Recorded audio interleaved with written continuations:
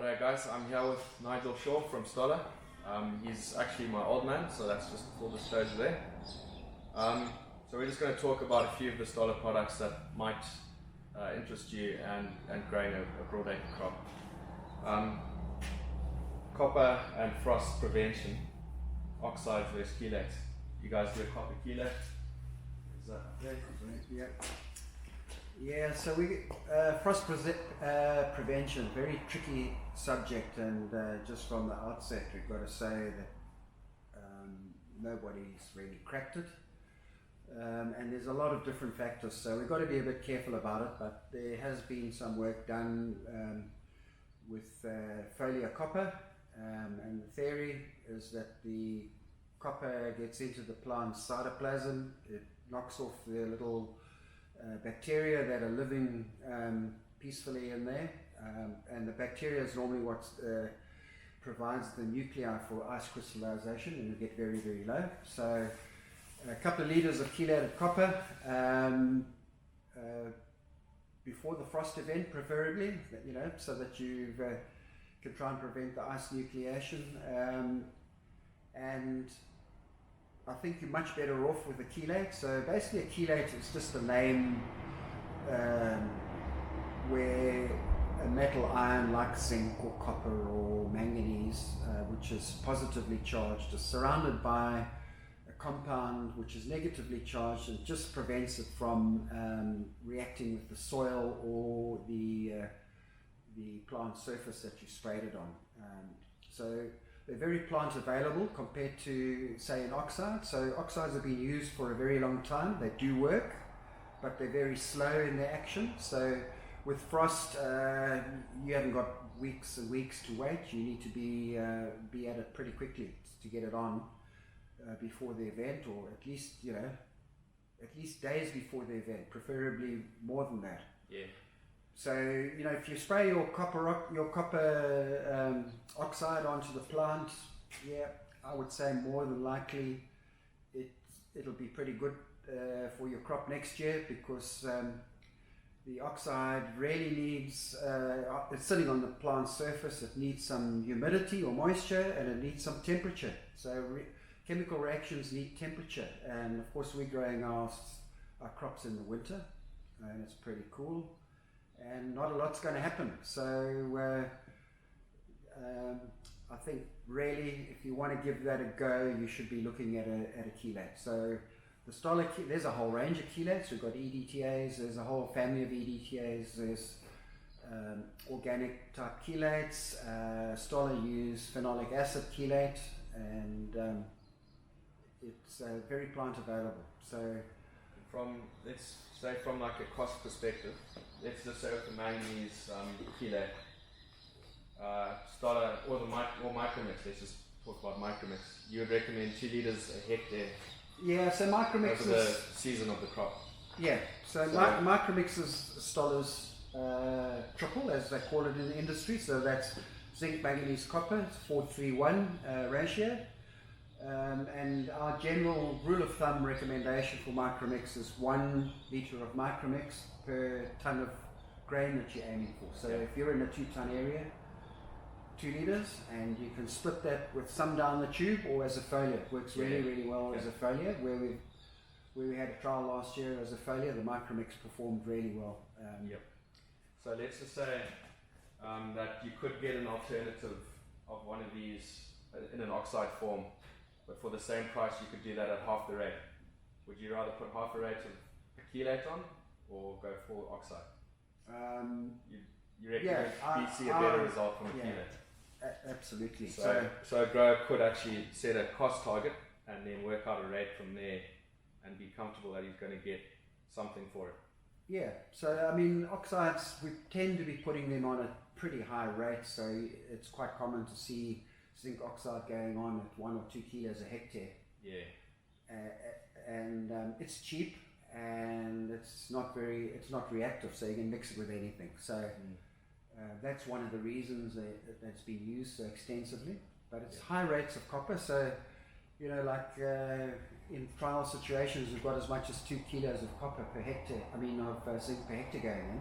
Yeah. Whereas the trial rate will be 220 or 400 grams per hectare. Yeah. So all the trial work shows that something like a phenolic acid chelate is Very effective. effective, about 4 times as effective. So you get the same, if you're putting on a kilo of zinc, you would get the same response with a quarter of that. Okay. Well, that's good. And the main, so you might say, well, so what? Still cheap. But what we tend to sort of forget about quite easily is that all our trace elements are really required most in the first 6 to 7 weeks of growth. So that's, you want it really plant available in that first 42 days, because that's when it's most important. And then we'll move on to another product. Bioforge is a big product in horticulture. It's very expensive, but it's an interesting product in that you could actually use it to solve, you've already been frosted.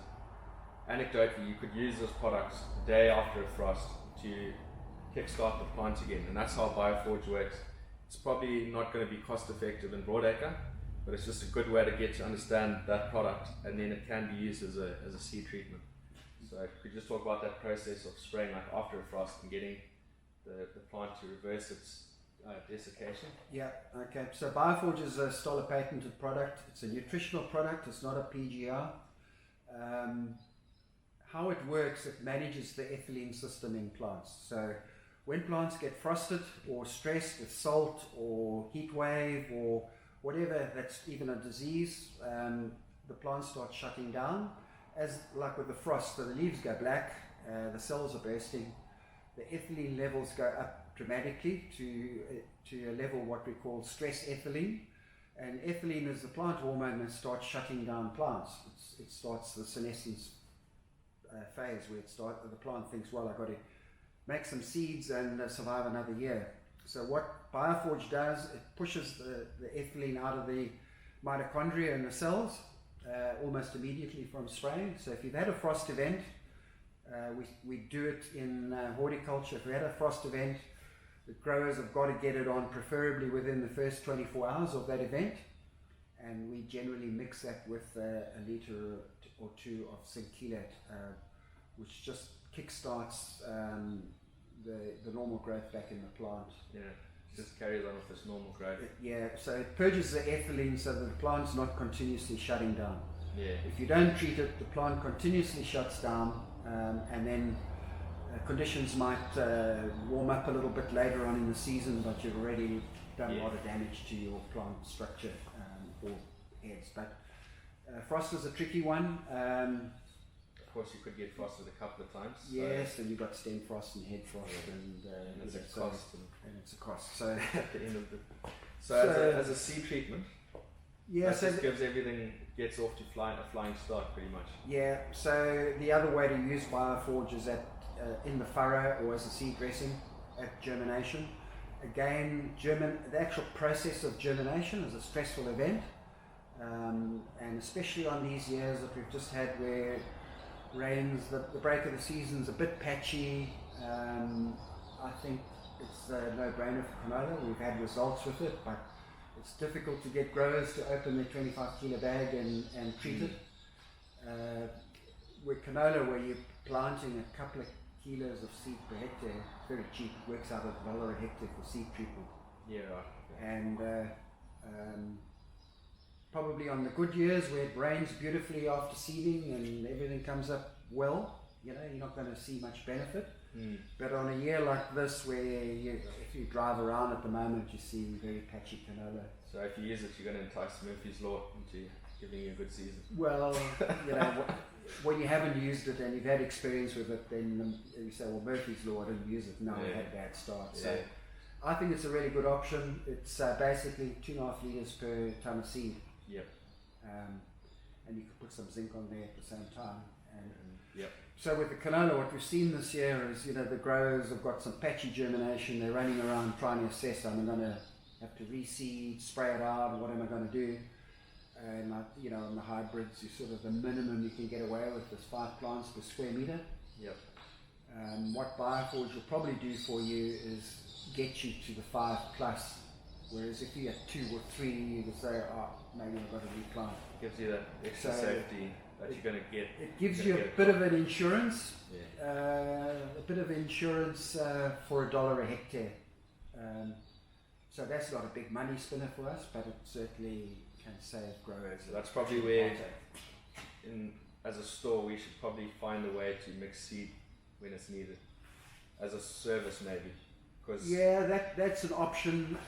Just need to keep in mind that once the bag's been opened, so you can't really expect individual growers to do that. They're probably not going to do it. Yeah, and that's one of the problems, and we know that. But and you've done it with a cement mixer? Yeah, it's very easy to do. It doesn't have to be technical. Yeah, so it's not hard to do. But it's just, you know yourself when you were seeding, you just want to grab the bag off the pallet on the back of the truck, the seed cut truck, it open, chug it in. Get going.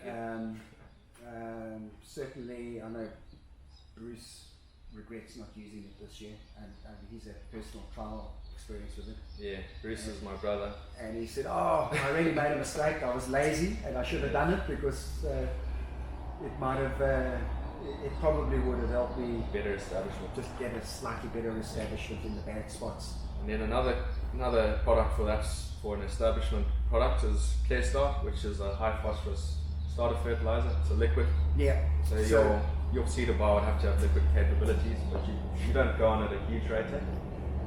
Yeah, so our trial work out of Darwin and Kojinup has shown us that the sweet spot for your lower producing areas, the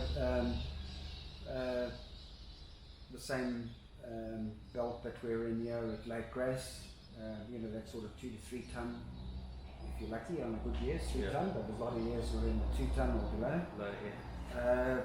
5 to 7 litres of CearStart per hectare in furrow. It's a liquid phosphorus product. It's in the orthophosphate form, so immediately available. It doesn't need a lot of water to get it into the plant or into the soil solution where the plant can take it up.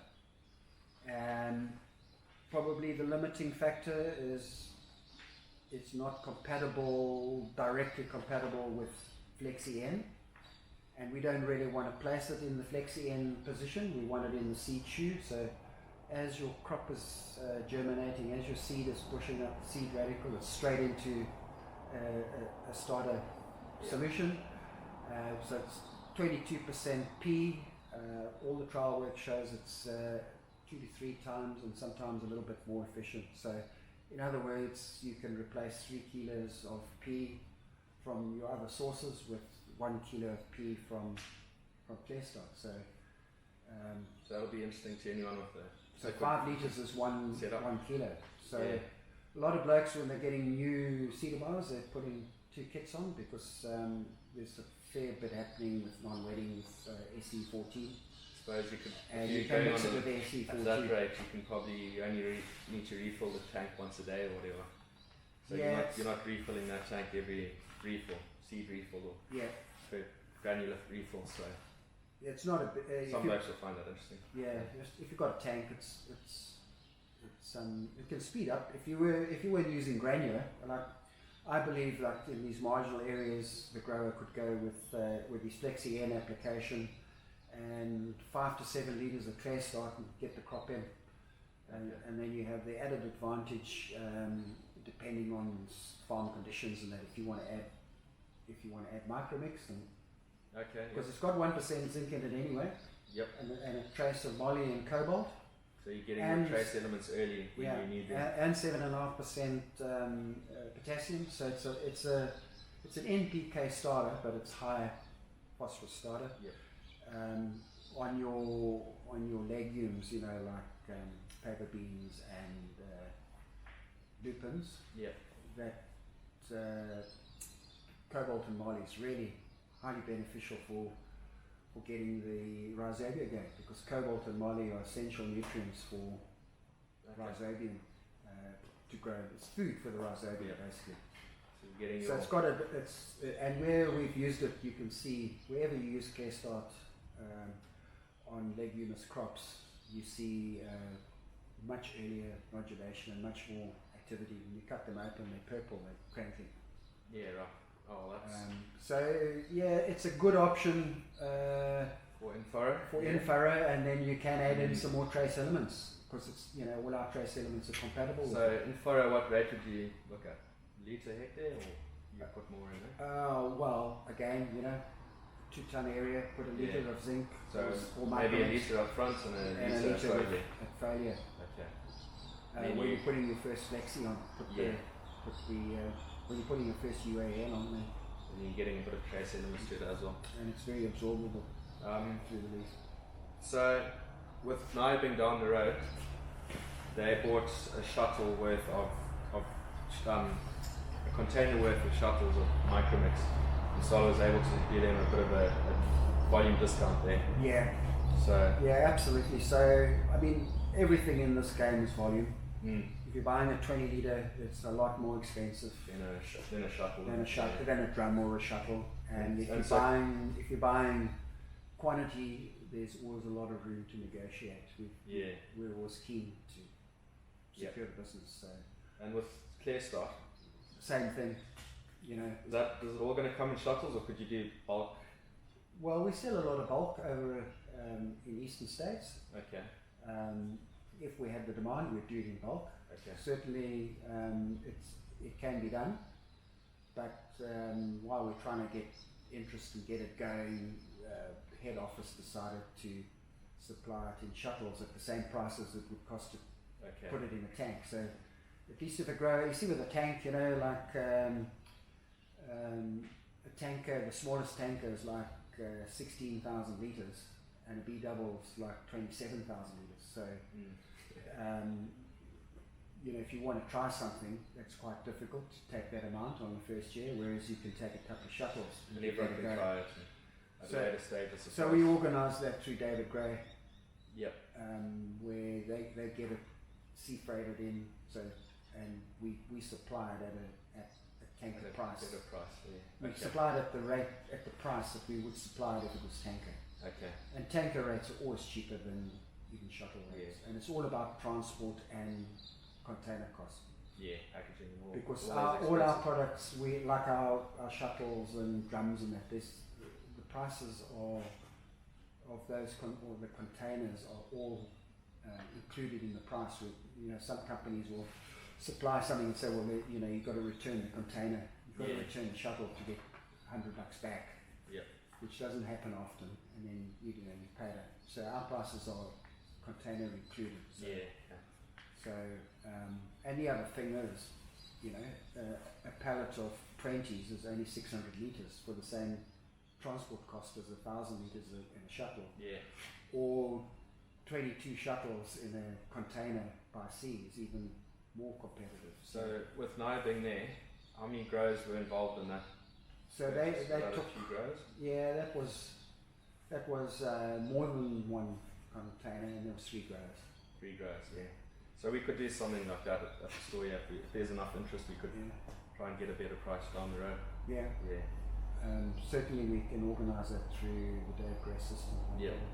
And the other products that's very interesting, Bruce did my brother, he did a David Gray's Agro Advantage trial with Como, which is, Jerry Stoller calls it poor man's line. And it's basically molybdenum's the only trace element that's unavailable in acid soils. So instead of solving the problem of acid soils, it's a band-aid. So of course you've got to do your long-term solution, which is put lime on and work it in the soil. But as a short-term solution, Como gets that molybdenum and makes it available, which solves the issue of acid soils in a roundabout way. Yeah, so it's pretty interesting, and there's research that backs it up. A lot of research was done on tobacco, because tobacco is grown on very acid soils, and coffee. Some of the coffee crops grow in pH soil with a pH of around 3.5. So at low pH, I think it's below 5.2, moly becomes insoluble. It combines up with aluminium or manganese, and it sits in the soil, not available. And Jerry Stoller always refers to it as poor man's limestone, because we don't get around to liming every paddock every year. with limesand. We don't do every paddock every year, and then we don't incorporate it other than what's happening when you're seeding. So it's shallow incorporation. And then it takes a long time to ameliorate the soil. Yeah, to ameliorate the soil. So Como is an option, and some of the trials have shown responses to that. And you put it in foliar, you mix it with one of your which is when one of your UAN or even your herbicide. Which I suppose is when the plant needs molybdenum. So you don't have to do it up front. You can do it while you don't want to do it up front because you put it in the soil, a lot of it's going to get bound up again. Yeah. If your soil's acid. So you're actually getting good timing with it. So you put it as a foliar with one of your herbicide or a fungicide, well, it's normally herbicide really. Yeah. Or UAN. Put it in as a foliar, looking at half a litre a hectare. Okay. So it's not, you don't need a lot. You don't need a lot of money. And we just need to keep in mind that molybdenum is really important for the nitrogen cycle in the plants. Okay. So if you're putting nitrogen on, you want to make sure it can get converted in the leaf into usable forms that the plant can use. Yeah. So make sure you got some moly, and it doesn't cost a lot of money to do that. Yeah, got a bit of a tickle in the throat. I'm not used to all this. Jabbering. I think that's, knowing your products. I think those are the ones that suit broadacre or could have a place in broadacre. Yeah, so I don't think I've missed anything. definitely our, Micromix is a big broadacre product for Stoller in the eastern states. It's starting to get traction here. Yep. We've got a whole range of either individual, zinc, manganese, copper, calcium, magnesium. We've got them in a whole range of triples or multis. Yep. So, if you want all the trace elements in one mix, we've got them. If your situation is that you need a bit more zinc or you need a bit more manganese, manganese is... Lupins, it's important for seed split. Yeah, lupins. So at the end of the season, we've got a few people that have tried several formulations of manganese, and apparently the Stoller one works really well for split lupins. So I suppose if you've got a paddock that you want to use for seed the following year, you put that on there just to make sure your seeds hold together. Yeah. So again, depending on the crop potential, a couple of litres a hectare. Okay. So it's all about cost. So yeah, Micromix, zinc, manganese, copper. Our zinc is we sell a lot of zinc. It's a really good zinc chelate. So broadacre, zinc, manganese, copper. Yeah, so you don't see the micro. Either individuals or the Micromix, which is the triple. CearStart, suppose Bioforge as a seed treatment. Yeah, CearStart and Como is also an option for seed treatment on your legumes. Okay, seed treatment. Yeah, right. So you make sure that your rhizobia that providing inoculant. And you're going to mix your inoculant in there as well. Yeah, you can. And so it's on the seed and right there. It works well. It's really quite impressive, some of the nodulation you'll get. Yeah. We don't grow soybeans here in the west, but in the east on soybeans. Soybeans are a crop you don't fertilize with nitrogen. It gets all its nitrogen from nodulation, and even though your soil test will show adequate levels in the soil, where we've got growers that have used Como as a spray at first flowering, and side by side it looks like you've gone in with the nitrogen foliar application. It greens it up. Yeah, right. And it's quite impressive. For where you put it on, you get this dark green, and it's because the rhizobia are cranking. Yeah. And where you haven't, they're grown, but they've got that much paler colour. So I just think if our growers are using lupins as a break crop, and they're a difficult crop because it's often a bit late when we get them going and whatever. Give them the best chance. Yeah. From the start, Yeah, so if they could start making capturing their own nitrogen from the atmosphere early on, you've got a better chance of getting a little bit of growth into the things. Yeah, chance of a bit of profit from them. Yeah, rather well, than just a rotation. rather than just accepting, oh well, we don't make any money from them. Yeah. Aiming for break even. Yeah. Break even, or oh well, we just do it because we have to have a break crop. Yeah. So, and it doesn't cost a lot of money to do it. It doesn't cost a lot to put half a litre of coma per hectare. Yeah. Well, what I'll do with this video is just put it on YouTube and possibly then link that YouTube to a blog post. And David Gray's done some trials with Stoller, and we can link to those sort of things on the website, a couple of graphics, maybe some other videos. Yeah. And we've got trial data from our trials around the country, or the stuff we've done in WA. Yeah. So, if somebody's interested and wants to trawl through the minute detail and whatever, you can do that. Yeah. And I'll put your contact, your number there, and email and all that. And thanks for talking to us today about what Stoller does. Yeah. Thanks, Craig. Hopefully. Any opportunity to expand Stoller into broadacre, basically. We're pretty strong in horticulture in WA, but I think we still have a fair got bit some of effort to get it into broadacre. we've got some interesting products. Yeah. Interesting approach compared to the traditional agronomy. Yeah. So thanks for that. Okay. And hopefully somebody found a bit of useful information in there. A few interesting ideas at least. Alright, thanks guys. Cheers.